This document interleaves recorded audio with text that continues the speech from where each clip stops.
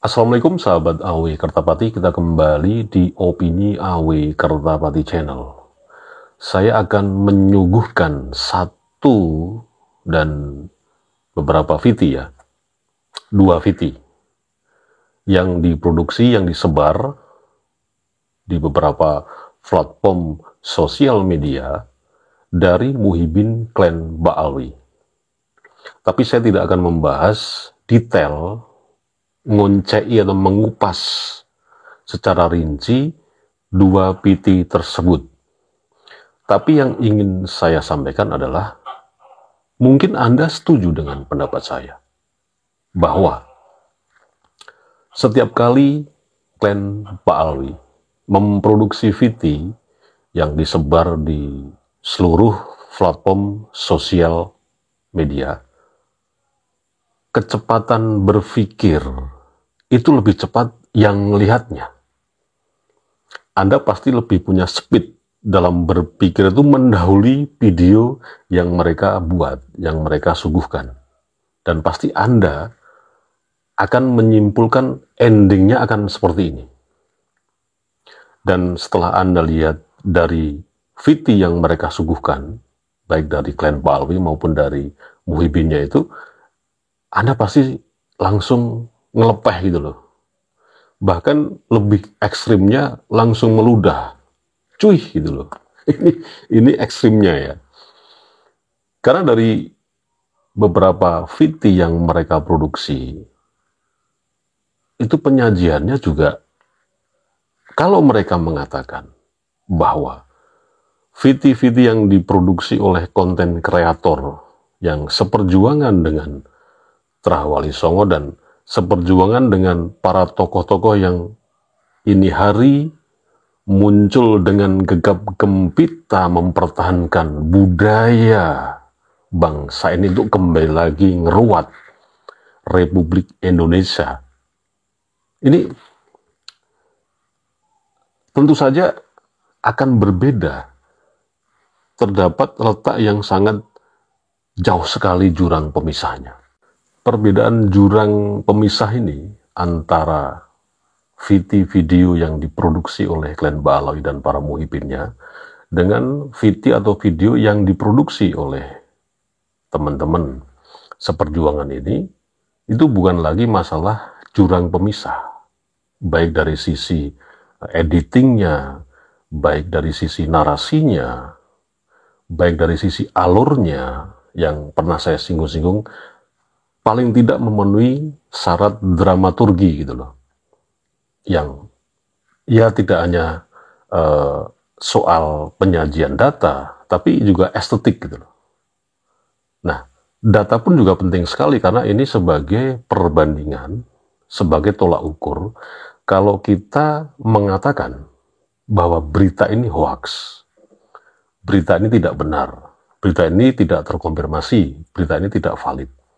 Nah, VT dan video yang diproduksi oleh Klan Ba'alwi dan para muhibbinnya ini hanya pada fase klaim sepihak saja. Video ini hoax, tidak terkonfirmasi, tidak tervalidasi, tanpa mampu menyuguhkan perbandingan sebagai data untuk melengkapi klaim mereka ini. Nah, ini akan saya tampilkan satu VT dari Klan Ba'alwi atau mungkin muhibbinnya, saya juga kurang paham, yang mengatakan bahwa konten kreator dari teman-teman seperjuangan ini hoax tanpa bisa memberikan artikulasi yang jelas kehuakan atau ketidakbenaran berita itu. Tidak bisa atau tidak mampu menyuguhkan perbandingan sebagai bukti bahwa apa yang sudah teman-teman lakukan itu mengandung hoax dan hanya opini belaka. Anda pasti kan sering sekali melihat video saya.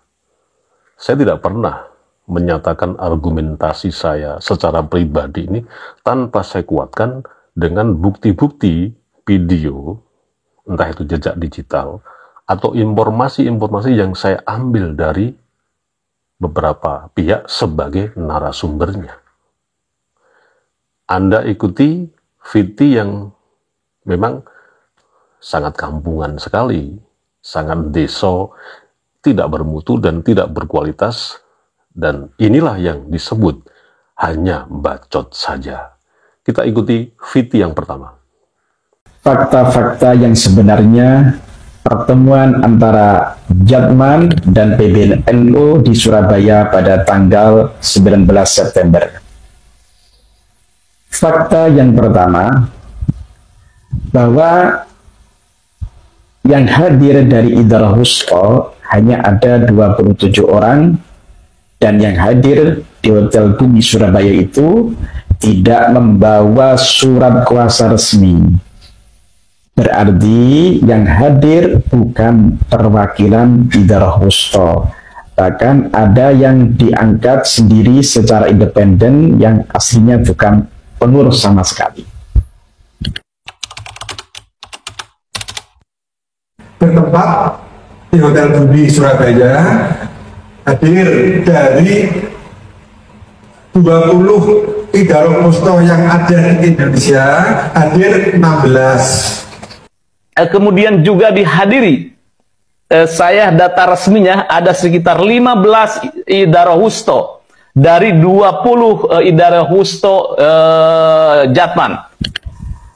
Fakta yang kedua, bahwa silaturahim tanggal 19 September 2024 di Hotel Bumi Surabaya yang digelar dan difasilitasi oleh pengurus besar Nahdlatul Ulama sebagai rumah besar dari Jatman sebagai badan otonom NU, sepakat tidak memutuskan apapun kecuali hanya mendengarkan sekedar penjelasan dari delegasi Idarah Aliyah Jatman dan pihak yang mempertanyakan perihal eksistensi Idarah Aliyah Jatman.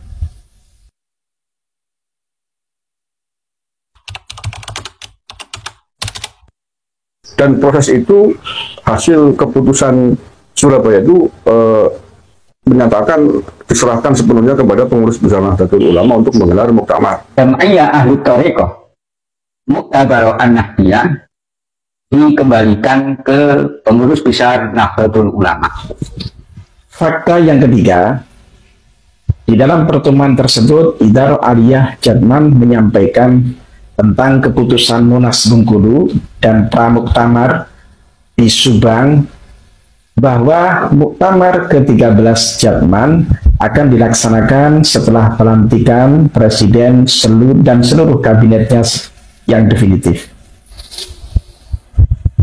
Fakta keempat, tidak benar kalau ada pernyataan demisioner dan pengambil alihan kepemimpinan.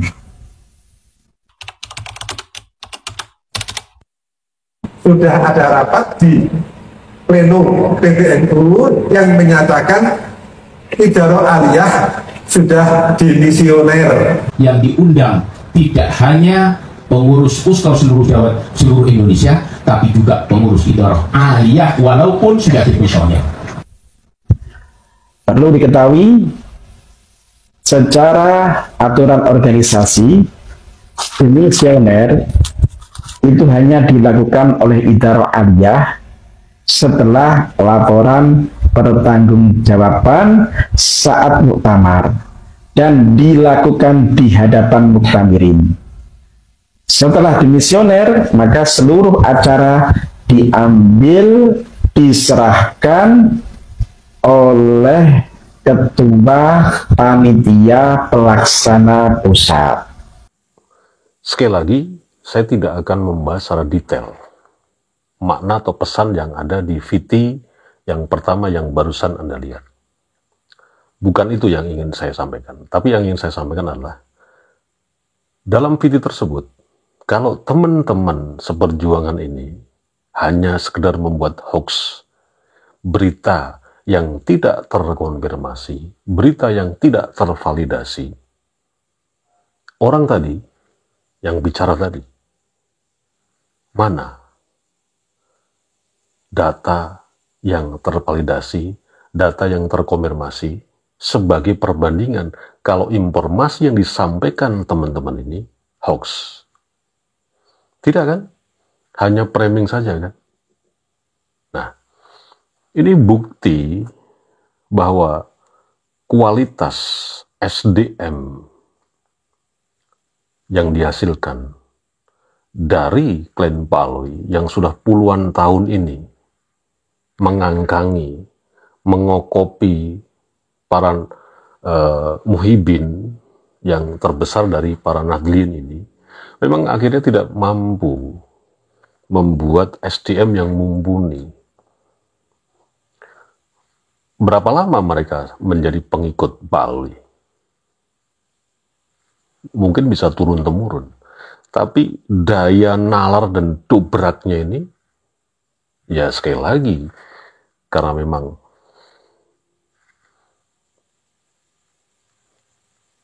Balawi ini punya tujuan-tujuan tertentu, bertameng agama, majelis taklim, sholawatan, dan lain sebagainya. Itu sebagai packaging aja.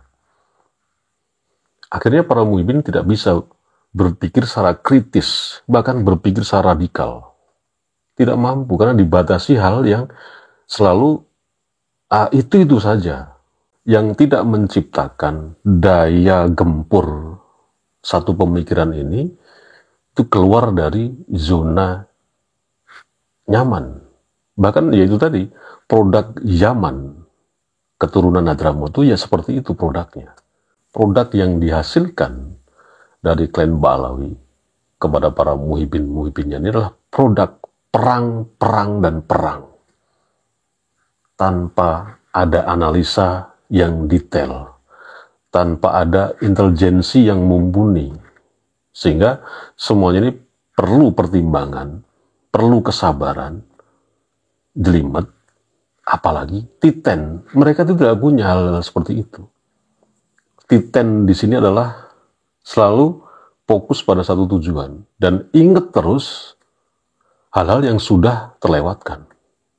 Mereka tidak punya hal seperti itu. Karena dari ini salah satu argumentasi beberapa pihak yang pernah saya tanya, bahwa gelombang itu mempengaruhi daya pikir kita itu bisa lebih titis atau tidak. Ya bagaimana mereka bisa titis para muhibinnya ini?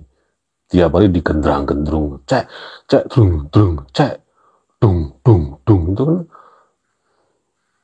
di telinga kan lama-lama budek. Nah, bagaimana bisa membuat kualitas berpikir ini lebih tajam, apalagi titen, apalagi kritis? Ya, enggak bisa. Ini loh yang beberapa pihak itu khawatirkan.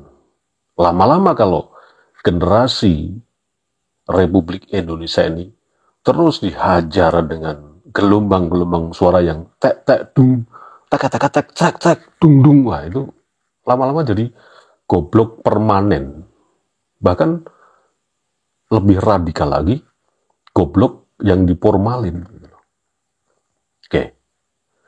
Nah, ini ada VT yang kedua yang sama, produksi dari muhibin klan Balawi, yang menyatakan Kiai Marzuki Mustamar ini ya pernah membayat para santrinya dengan menyebut-nyebut nama Habib. Ternyata kemarin saudara, di tanggal 29 Kiai Mustamar di pondoknya mengajak santri-santrinya berbaiat, berikrar untuk mengikuti para kiai, para ulama, dan para habaib.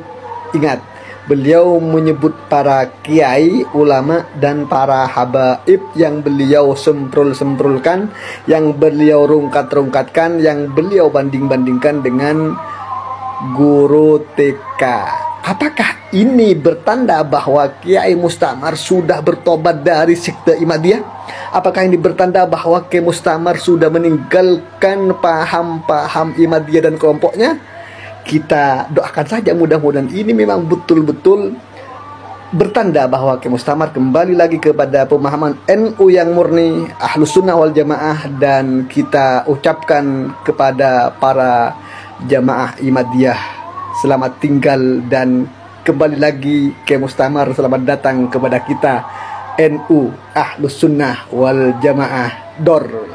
Saya sebagai santri Sabili Rasyad berikrar berbaiat mengikuti Jam'iyah Nahdlatul Ulama, juga para kiai, para ulama, para habaib,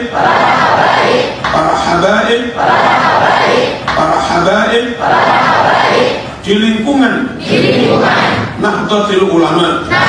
Kekonyolan di sinilah yang nampak jelas terang benderang bahwa VT yang disajikan itu VT yang lama. Itu merupakan jejak digital Kiai Haji Marzuki Mustamar waktu dulu-dulu gitu loh. Waktu yang sudah lampau, yang masih menjadi muhibin klan Pak Alwi. Lu jangankan Kiai Haji Marzuki Mustamar, Kiai Imaduddin aja mantan muhibin, Gus Puatpar aja mantan muhibin, Gus Pakeh aja gurunya seorang Pak Alwi. Tapi kan dulu, betul tidak? Nah, pertanyaannya sekarang dibalik. Ada nggak klan Mbak Alwi setelah dikupas habis dalam rentang waktu yang relatif lama dan melelahkan melalui diskursus acuannya dari buku karya Kiai Haji Imaduddin, ulama Nusantara menggugat nasab palsu itu? Ada nggak klan Pak Alwi yang akhirnya menyatakan secara terang benderang, menyerahkan diri, tawadu, ridho, istiqomah, legowo, bergabung kepada kiai-kiai Nusantara. Ini yang saya sebut bukan kiai-kiai yang ada di struktur PBNU, itu lain ya. Ada nggak? Nggak ada kan? Kalau ini didiamkan, berlarut-larut dan makin panjang durasinya, kita bayangkan mau seperti apa generasi anak cucu kita ini kalau nggak segera dilawan terus-menerus ajaran klan Balawi, kurofatnya, hal yang tidak masuk akal, oceh-ocehannya yang nggak bermutu itu. Mau seperti apa generasi bangsa ini? Wassalamualaikum warahmatullahi wabarakatuh.